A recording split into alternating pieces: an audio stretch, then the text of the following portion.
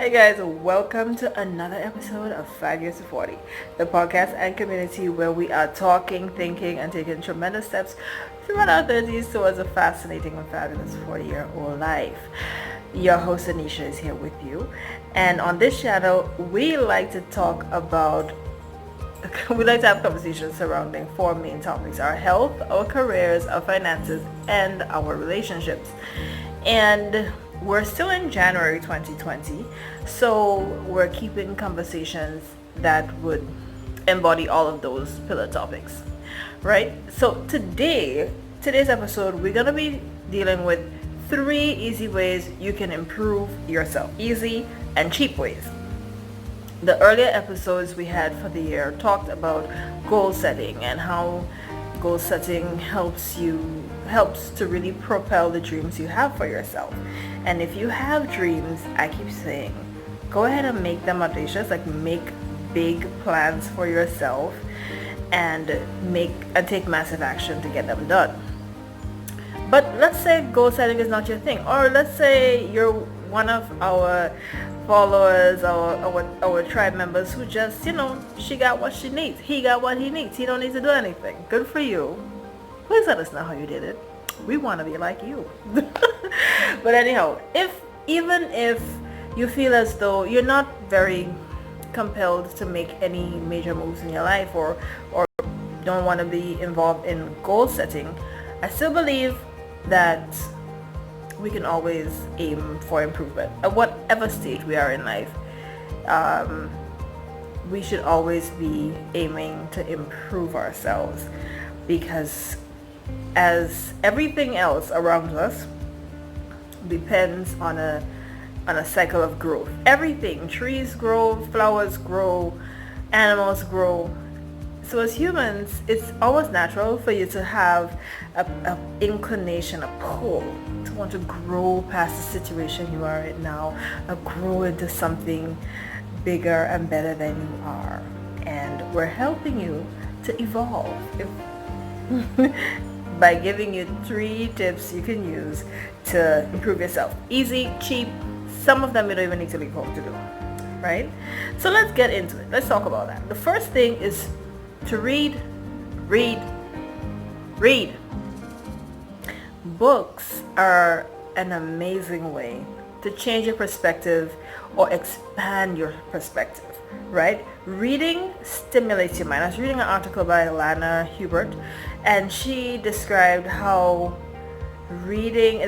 there's research now that proves that reading is one of the main ways you can prevent Alzheimer's and dementia. The people who read a lot in their younger years, help their brain to remember stuff.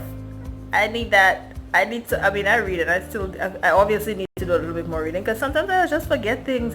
I don't know about it, but I just forget things. I'm like, what is going on? Why can't I remember this? So I need to improve the amount of reading I do every year. And I encourage you to do the same thing, because there's proof that the more you read, the more you're able to retain information and your memory in the long term. It's really simple. Our mind is a muscle like everything else. You build it. The more you use it, the more it's useful, right? So reading stimulates your mind, improves your memory. It also increases your knowledge. And guys, knowledge leads to wisdom, right? And who wouldn't want to be wiser? Think about it. Like, the more knowledgeable you are, you have better conversations. It increases your skill sets, and you're able to become more marketable.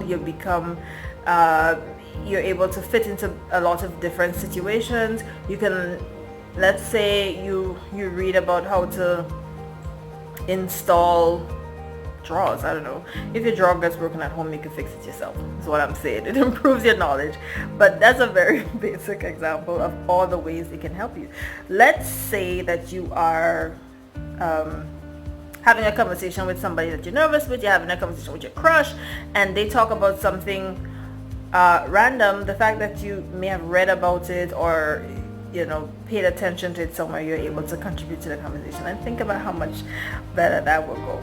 Right? So it definitely helps you to have better conversation, increases your communication skills.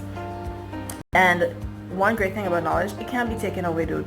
Nobody could take away what you have in your head. So the more you learn, the better you improve yourself. And it's one of those things you give to you. The other thing is that it increases your analytical thinking. So for those of us who are looking to expand our career and take new jobs, change jobs, reading will help you to know more about. Let's say you're transitioning from one industry to another. Do as much reading as you can about the industry you're going into next, and while you're in your present job, of course, as well, find out as much as you can about the industry now. Like, subscribe to a journal, and there's a lot of information online. So just get that to come to you once a week. Read one article, and you never know how that would help you in a conversation 6 months from now. So read. Reading is free. It is very affordable. We have a community library in Grenada right now, where you can go and find a few of the classic books.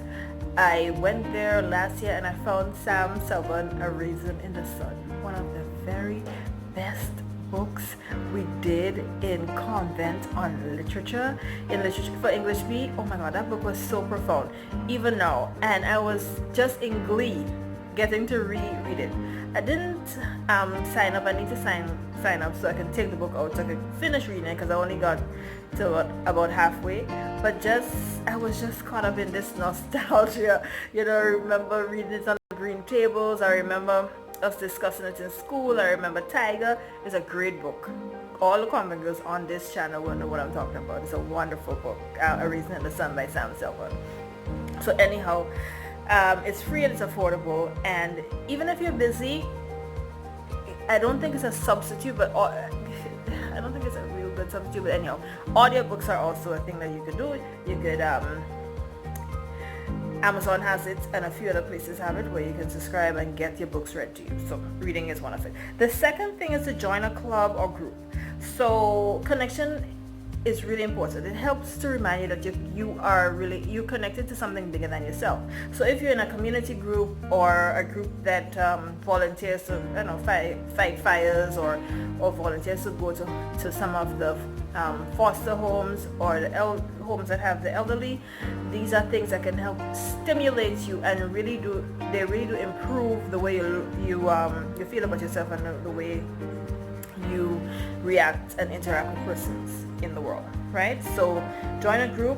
It also helps with networking. If you join a group like let's say Toastmasters, you meet people from all over the island or all over your community, because you are interacting with different people and they have common interests. So it's easier to kind of get along because you all have a common interest for why y'all are coming together. So I would say it definitely helps you to expand your opportunities, and especially if we're going back to point one where you say you're reading to help you expand your knowledge. Let's say you're doing a job search, career-wise, relationships-wise, it is a really useful thing for you to join a group, because you're building relationships. It can give you opportunities for your career.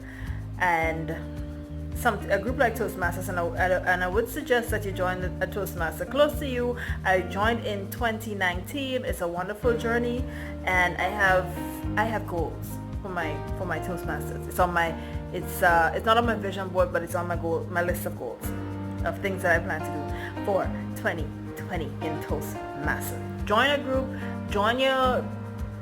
join something that's going on in your community or whatnot, but it's good. It helps you to improve yourself.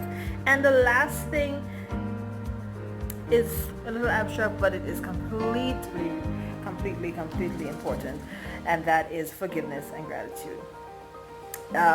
In 2019, again, I realized that I was carrying a lot of stuff that I should not have carried. Actually, since 2018, I think I started that process. And I would tell you something that I read in the Course of Miracles. It says, you can have a grievance or a miracle, but you cannot have both.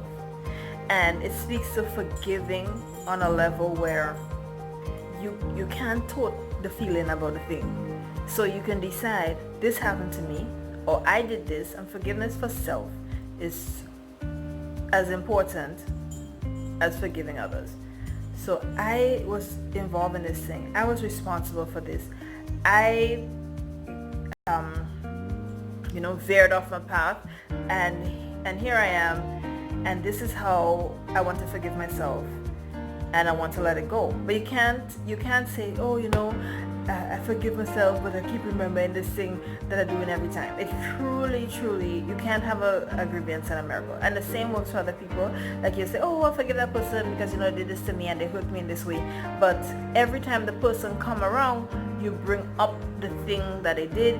You remind them of the times they screwed up. You tell them that how they're messing up and how they're disappointments and whatnot. That is not grounds an environment for a miracle. It's either you had a grievance, you want to tote the feeling, or you want to get past it. You decide. You're 5 years to 40, you're grown, and I'm sure you'll make the right decision. Okay, in terms of gratitude, all of the sentiments get echoed because gratitude really does improve your outlook to life, your finances, your relationships, your career. Gratitude helps you to improve your health, because once you start feeling good and start thinking good thoughts, it reflects in your body. That's just how it works. And gratitude is a practice. If you look at all the top achievers in the world, you're talking Oprah, you're talking Richard Branson, you're talking Steve Harvey, they all tout how important gratitude is to them. And I believe that you are as successful as the books you read and the people you surround yourself with. And if these people are going and achieving so much things in their life and they're giving accolades to gratitude, I am gonna do it too. I want to be there. I want to have a better life. I want to be fulfilled, and I want to achieve great things, and there's nothing wrong with that. And if gratitude is what it takes, I'm going to free myself and enjoy gratitude and forgive the people I need to forgive and forgive myself, and go ahead and do that. So there's just 3 quick tips, guys, that you can use to help yourself to have a fascinating and fabulous 40-year-old life. And as a matter of fact, a fascinating and fabulous 2020, because this year we are just doing the most. I don't know if you guys heard that I gave Patrice Roberts' song Real Woman the opportunity to be my anthem for the year. So I'm listening to that song every day. From the day I heard it, I was like, what? She talking to me. And there's a line in it that says, keep doing the most. I hear it, I just have to dance. So gosh, it does. So anyway, keep reading. Join a group or a club so you can connect, forgive, and express gratitude in everything you do. Thank you so much for joining us. Be sure to come back and